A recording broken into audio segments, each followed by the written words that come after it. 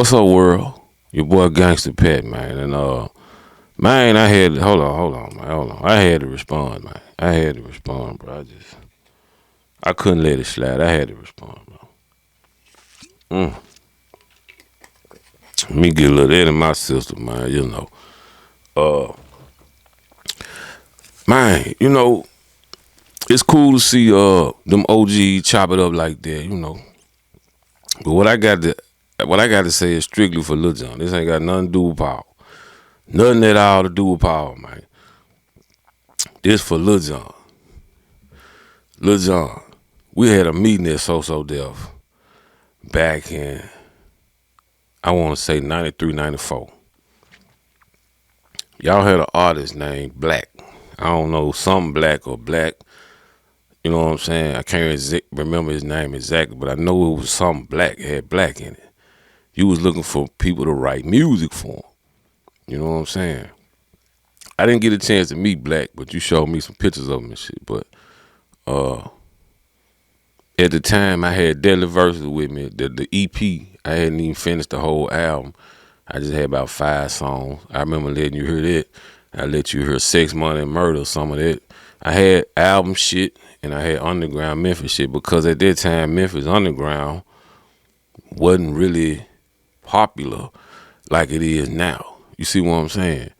Nobody really wanted that Memphis. Now, he was interested in it, me writing some shit for Black, some hardcore, Memphis type shit. But man, it's funny that you kind of say that you don't remember, or y'all wasn't really fucking with Memphis shit that tough. Now, I agree with you when you say it wasn't really playing on the radio a lot, not the underground shit. The streets knew about that Memphis underground. I was in Atlanta. I moved to Atlanta in 92, bro. You know what I'm saying? Like, I worked with the Hard Boys. Man, who else y'all had? Ghetto Mafia. I went on the road with Ghetto Mafia. We was on the road with MC Breed together. You know what I'm saying? That's when they did Full Blooded Niggas with Power Records. But it was just hard for me to digest Lil Jon saying it. Like, bro, you been knowing about Memphis.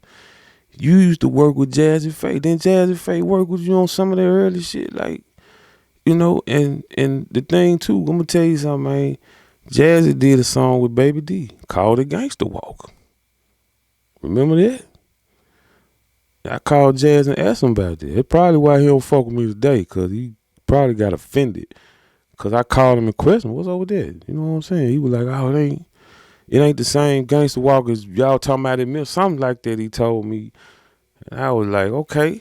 But I fuck with Baby D. Baby D, my nigga. Shout out to Baby D. I ain't seen him in a minute, but man, that's my dog. I fuck with Baby D. So I ain't had no issue with it. It wasn't like it was no problem. But now y'all know good and well, if a Memphis nigga had made a song called "A Bankhead Bounce," boy, y'all would have been on the nigga ass. Boy, y'all would have been calling that, man, goddamn, what's up with that there shit, boy? Goddamn, boy, nigga talking about goddamn Bankhead Bounce, man, that goddamn, boy, you know that's that goddamn Atlanta shit, boy. Fuck wrong with that nigga, man. Goddamn, boy, I'm goddamn butting them gonna bust his goddamn head, boy. Man, y'all know y'all would have been pressing about this shit, man. Come on, bro.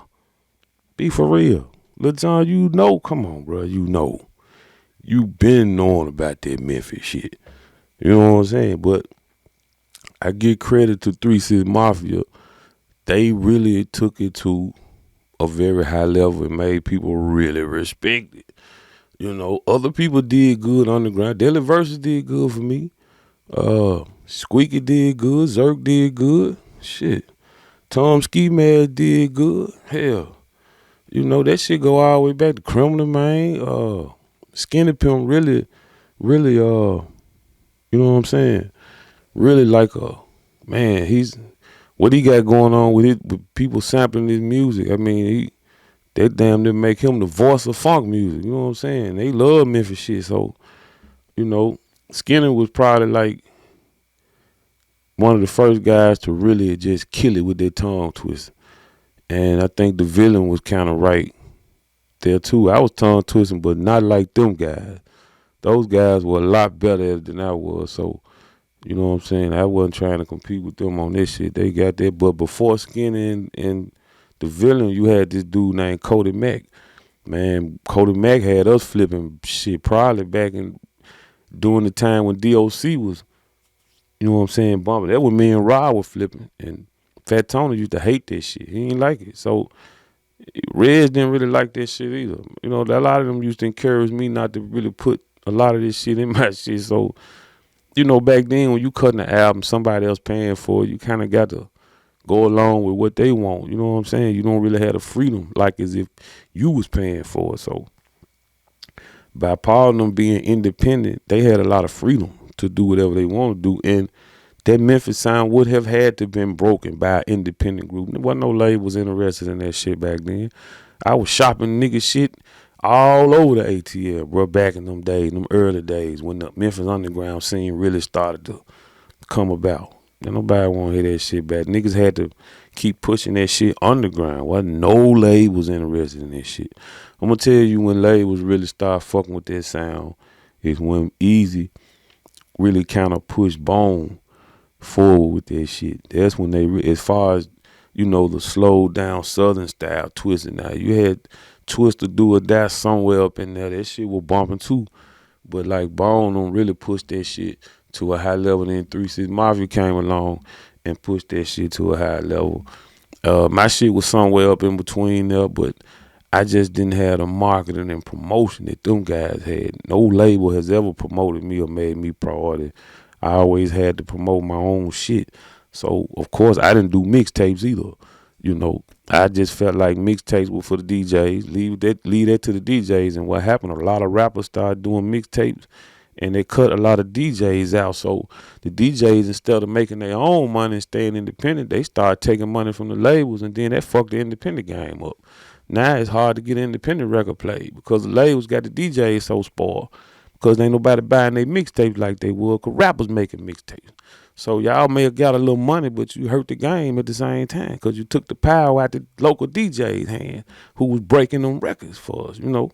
They kind of changed the game a little bit in my eyes, you know what I'm saying? But anyway, man, ain't no beef with Memphis and the ATL. It's just an understanding, man. And you can't say nuck if you buck and all that little movement. A lot of that wasn't inspired by Memphis. We hear the inspiration. And y'all can't tell us nothing different. If you go against that, you may just need to do a little research. You know what I'm saying? We ain't saying you're wrong. You may just not know.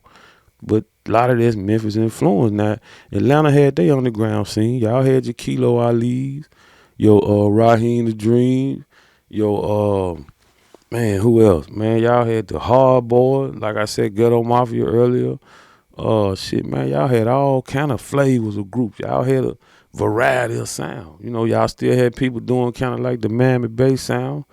You know, I go way back, nigga. I performed on Sharon Showcase and the On Air Star Show back in the day.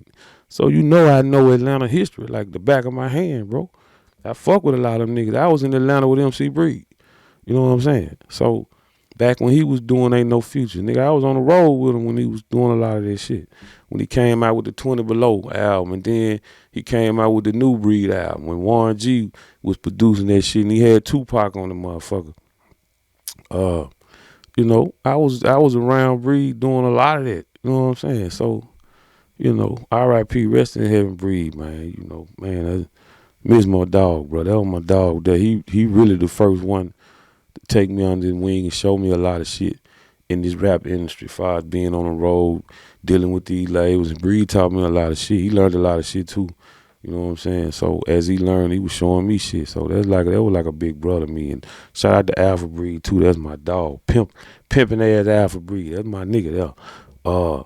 But you know, back to this Atlanta Memphis thing, man. We heard our influence. Just like we got some artists that we felt like that were influenced by Atlanta. We had some artists coming out here sounding like Jesus. You know what I'm saying? So we ain't mad at that. Atlanta and Memphis like cousins, man. It's all love, but come on, man. Acknowledge that that Memphis shit, Lil Jon. Don't do it like that, bro. We love you. Don't do it like that. And another thing too, man, when y'all people outside of Memphis be talking about the music history, it don't stop with 8 Ball and 3 6 Mafia. A lot of y'all stop right there.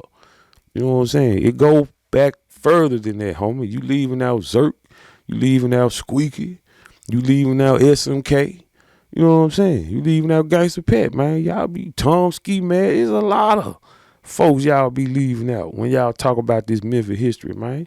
You know, it go far back to Homicide, Dirty D, from North Memphis, Al Capone. All of us come up under the same roof at 21st Century once upon a time, man. We always up there together, doing shows together, traveling outside of Memphis, Mississippi, Arkansas, doing shows together, bro. We laid them footprints to and laid the foundation for people to walk on. You know what I'm saying? For Memphis rappers to kind of get out there, past Memphis and out into the world and get our music out there, bro. It's a group of us, man. You know, it go all the way back to Peaches and Queen Chinese, man. You know, them was the first queens of the city, bro. You know what I'm saying? The history run deep. Do your research. Don't stop with just who you like. Oh, I don't like nobody but Ball and 3C, man. That's where it all started. Don't do that, bro. That's just like us saying, oh, for us, Atlanta history start with Outkast. We don't fuck anybody before then. We Outkast, that's ignorant as hell, bro. When I know for a fact there were rappers before Outkast, but we love Outkast so much, and they are so bumping to us. Sometimes people will just stop right there when they think about old school Atlanta, but there's more to Atlanta than that. There's always been more to Atlanta than them, bro. Atlanta rap scene started way before them. Kilo Ali and them were doing their thing way back in the day, bro. You know what I'm saying? A lot of more people, DJ Tad, all them cats, they were bumping back. Archie, We Ready. Man, Atlanta had so much flavor back then, bro. Man, I love ATL, bro. You know what I'm saying? So it ain't no problems with Memphis and ATL. But Lil Jon, just be more honest about it, bro. You know what I'm saying? Like, y'all know that Memphis, bro. Stop playing. And you know, anybody else that want to speak out about it, man, do your research, man. Or reach out to one of those OGs. We'll put you up on it. We'll be glad to teach you the history so you can know. And anybody that want to know that Atlanta history, go talk to them OGs. Go talk to Wicked from Ghetto Mafia. That's my nigga too. Shout out to Wicked, man. Go talk to Wicked. Go talk to somebody that was around, somebody that know.